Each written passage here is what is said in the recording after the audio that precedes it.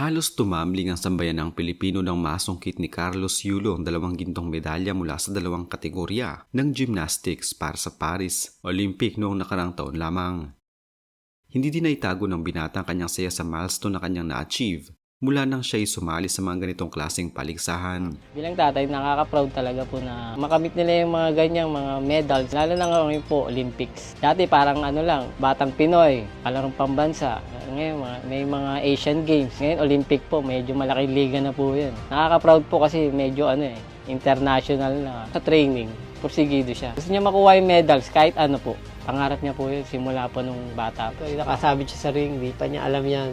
Wala pa siyang skills dyan na sa ring. First time ko po na makita yung sarili kong kapatid na nag-gold sa Olympics. Dati nanonood lang po kami ng sabay. Tatlo kami sa gym, ni Kaloy tsaka ni Eldro, bago siya mag-Olympics.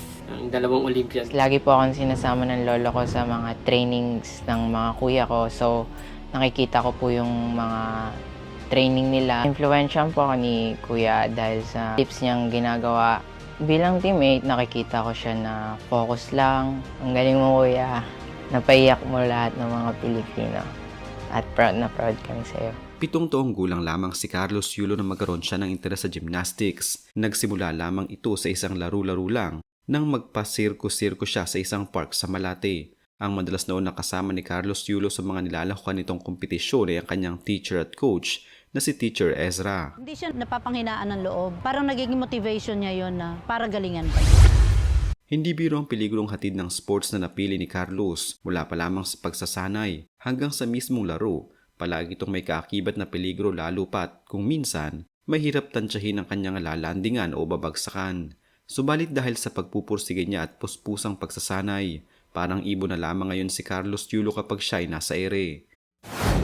Bilang nagwagi ng gold medal si Carlos Yulo sa Olympics, siya'y nakatanggap ng 10 million pesos ayon sa mandato ng Republic Act 10699 na nilagdaan noong 2015. Plus binigyan pa siya ng 3 million pesos ng Kamara o House of Representative bilang suporta sa nakamit na tagumpay at pagbibigay karangalan sa bansa. Bukod dyan, nagkaroon din siya ng fully furnished 2-bedroom condo unit sa McKinley Hills sa Taguig City na nagkakahalaga ng 24 million pesos na bigay naman ng property giant Mega World Corporation. Meron din siyang lifetime free buffet mula sa Vikings. Binigyan din siya ng headlights at fog lights para sa kanyang sasakyan mula sa Oreo PH at eyewear mula sa Peculiar Eyewear. Ilan lamang ang mga ito sa natanggap ng bagong kampiyon. Nadagdagan pa ang mga ito dahil 2 gintong medalyang nasungkit ni Yulo noon. Sa taong 2025, makikita siya na patuloy na nag-eensayo sa Tokyo, Japan, isang lugar kung saan may access siya sa mga world-class training facilities at mga coaches na nagbibigay ng matinding pagsasanay. Noong Oktubre 2025, lumahok si Carlos sa Artistic Gymnastics World Championships na ginanap sa Jakarta, Indonesia. Sa kompetisyong ito, nag-qualify siya sa finals para sa floor exercise at vault, mga disiplina kung saan siya talagang nagpakitang gilas. Ang kanyang performance ay muling nagpapatunay ng kanyang katatagan at galing, lalo na sa harap ng matitinding kompetisyon mula sa mga atleta mula sa iba't ibang panig ng mundo. Bago ang kompetisyon, bumalik siya sa Japan sa isang training camp na tumagal ng 2 hanggang 3 linggo sa panahon ng kampo. Nagsanay siya ng husto upang i-upgrade ang kanyang mga routines at mas mapabuti pa ang kalidad ng kanyang galaw. Kasama niya sa training ang kanyang matagal ng coach na si Aldrin Castañeda at ang Australian coach na si Al-Yusef Nadal na tumutulong upang mahasa ang kanyang mga teknik. Bukod sa pisikal na aspeto ng kanyang pagsasanay, ipinapakita rin ni Carlos ang kanyang mental toughness, isang bagay na hindi matutumbasan ng talento lang. Hindi lamang para sa sarili ang mga premyo ni Carlos noon. Ginamit niyang ilan sa mga ito upang suportahan ang kanyang pamilya at mas mapabuti ang kanilang kalagayan. Isa sa mga pinakabagong ulat ay nagsasabing ginamit niya ang bahagi ng kanyang mga premyo upang bumili ng sasakyan para sa kanyang ina bilang pasasalamat sa suporta nito sa kanyang karera. Ang sasakyang ito ay hindi lamang simbolo ng tagumpay, kundi isang paraan din upang mapagaan ang araw-araw na buhay ng kanyang pamilya. Maliban dito, may mga balita ring ginamit niya ang ilan sa mga cash incentives upang pondohan ang kanyang mga training expenses, travel at mga gastusin para sa mga mahalagang kompetisyon. Dahil ang gymnastics ay isang sport na nangangailangan ng mataas na gastusin para sa specialized training at equipment, malaking tulong ang mga premyo para may pagpatuloy niya ang kanyang paglalakbay. Nag-invest din si Carlos sa isang condominium unit na nagbibigay sa kanya ng maayos at ligtas na tirahan habang nasa Maynila at Tokyo na siyang mga sentro ng kanyang mga training at kompetisyon. Sa ganitong paraan, naipapakita niya ang pagiging responsable sa pag-manage ng kanyang mga kinita, isang halimbawa ng maayos na financial planning ng isang young athlete. Isa sa mga madalas na napag-uusapan sa buhay ni Carlos ay ang kanyang relasyon sa kanyang ina, si Angelica Yulo. Sa kabila ng pagiging malapit nila bilang mag-ina, nagkaroon ng mga hindi pagkakaunawaan na naging sanhi ng tensyon sa kanilang pamilya. Noong Agosto 2024, lumabas ang balita na si Angelica ay naging biktima ng mga peking social media accounts na nag-aangkin na siya ay si Carlos, na nagdulot ng kalituhan at stress sa kanilang pamilya. Sa panahong ito, si Carlos ay nagpakita ng pasasalamat at suporta sa kanyang ina, tulad ng makikita sa kanyang pagdalo sa PSA Athlete of the Year Awards noong Enero 2025, kung saan ipinahayag niya ang kanyang pagpapahalaga sa mga taong sumuporta sa kanya, isa rito ang kanyang ina. Gayunpaman, may mga ulat na nananatiling may ilang hindi pagkakaunawaan sa pagitan nila. Naging pakasarin ito ng media at mga social platforms kung saan ang mga tagahanga ay nag-aalala sa kanilang kalagayan.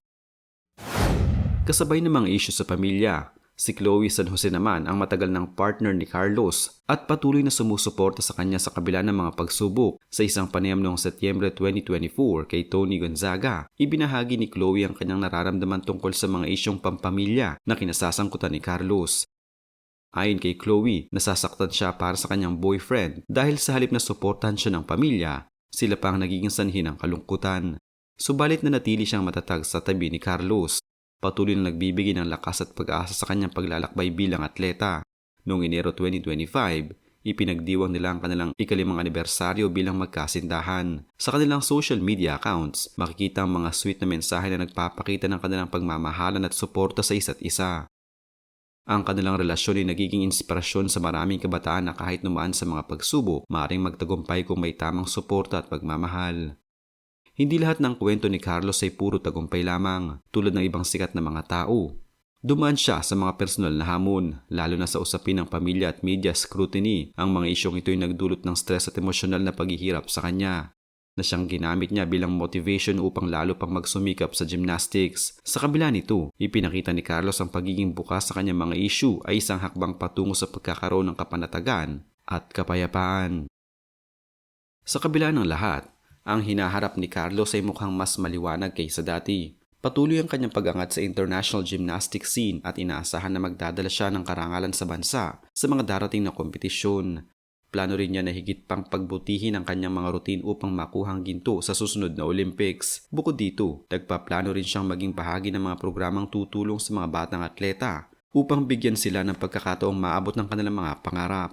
Si Carlos Yulo ay hindi lamang isang champion sa gymnastics kundi isang taong may malalim na kwento ng tagumpay, pagsubok at pag-asa. Ang kanyang buhay ay patuloy sa kabila ng mga problema sa pamilya at personal na buhay, kayang umangat at magbigay inspirasyon sa marami. Sa paggamit niya ng kanyang mga premyo, pinapakita niya ang pagiging responsableng atleta na hindi lang para sa sarili ang tagumpay kundi pati na rin para sa pamilya. Sa tulong ng suporta mula sa kanyang girlfriend na si Chloe at ang determinasyon na ayusin ang kanyang relasyon sa ina, makikita natin ang pag-asa ng isang mas maayos na bukas para sa kanya.